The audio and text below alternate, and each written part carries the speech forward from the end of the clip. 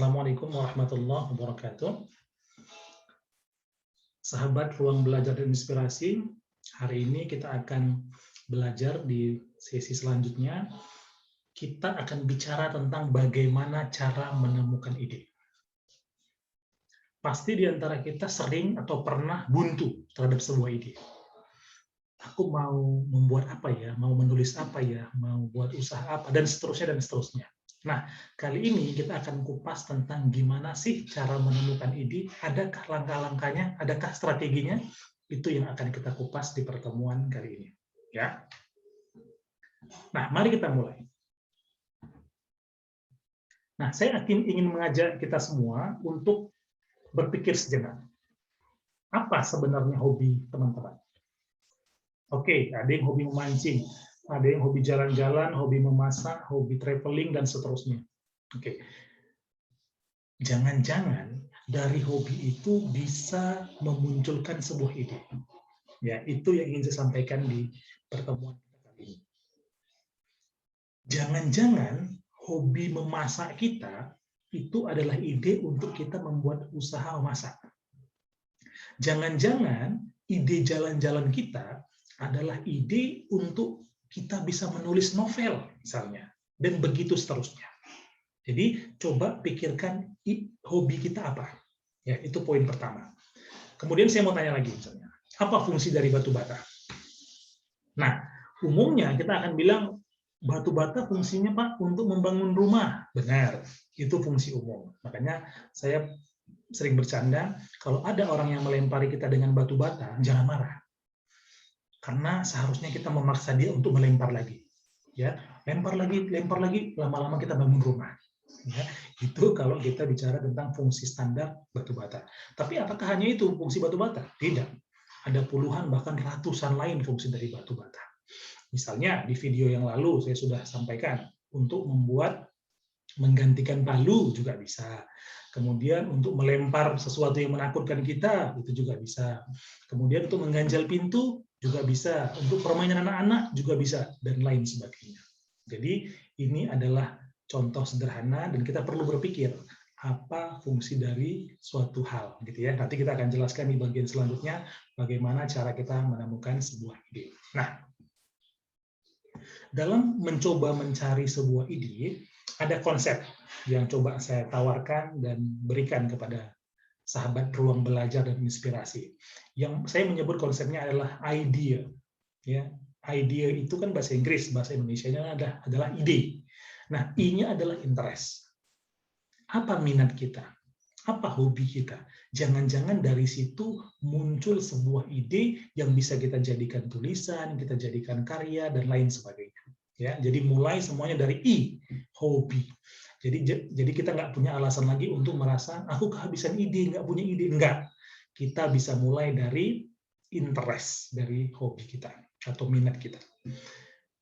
Oke, kita dapat ide dari minat kita. Kemudian apalagi yang bisa kita gali untuk membuat sebuah ide, menemukan sebuah ide? Diverse. Coba kita berpikir dengan cara yang berbeda.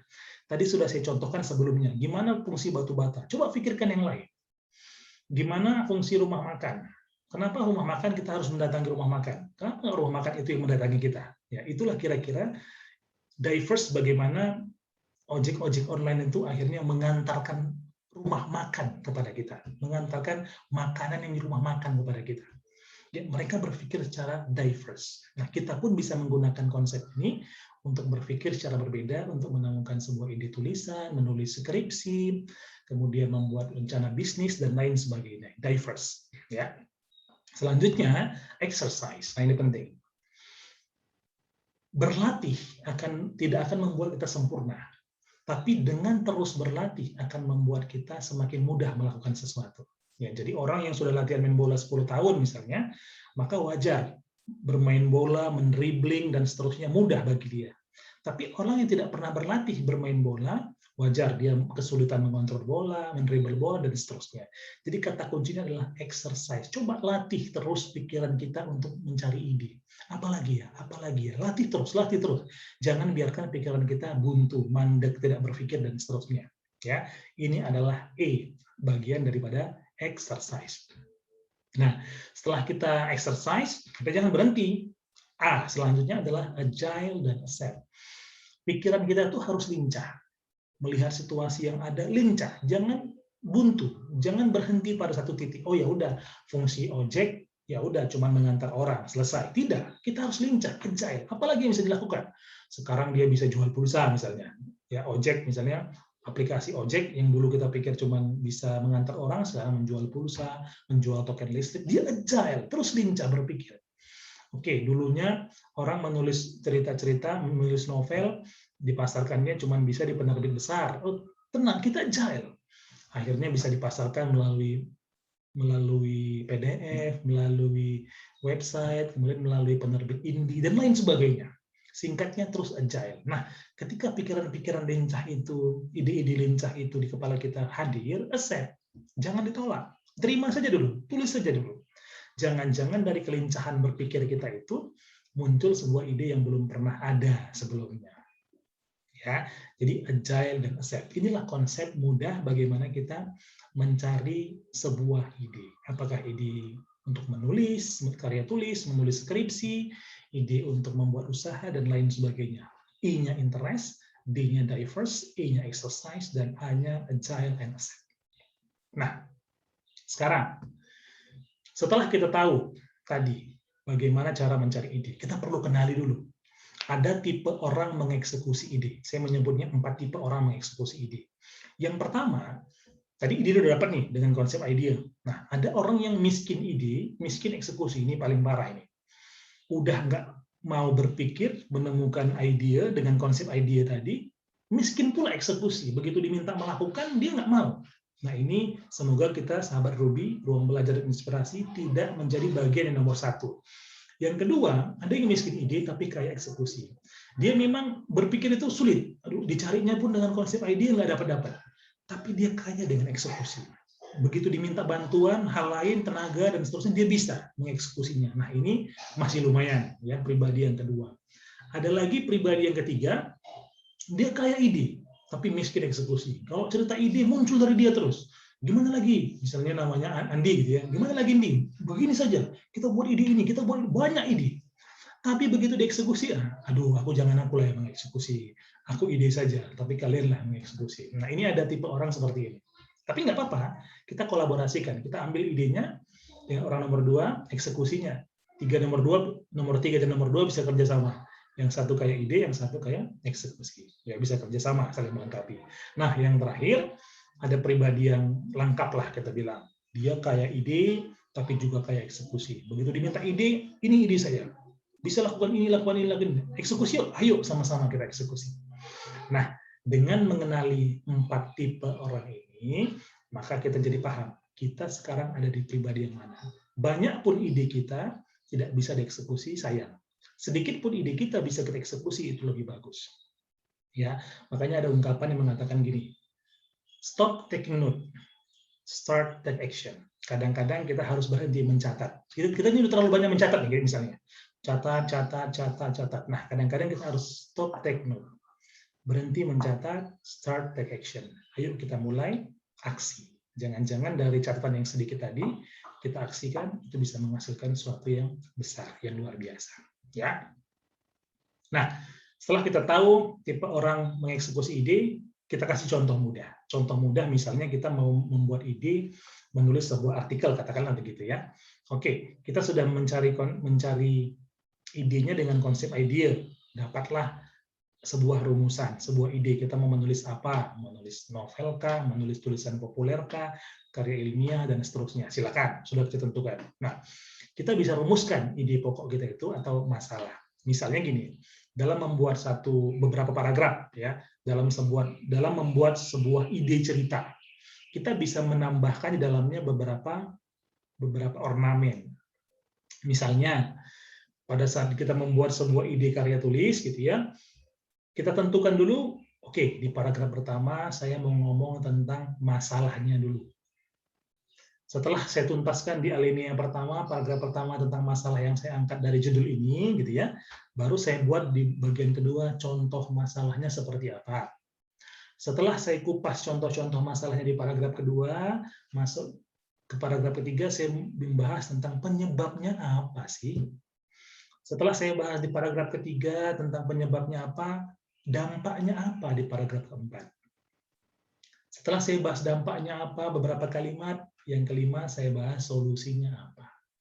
Nah, ini kalau saja tulisan kita tadi satu lembar misalnya, satu lembar, katakan satu lembar Word gitu ya, maka dengan memuat 5 poin ini, tuntaslah sebuah tulisan atau sebuah ide sederhana.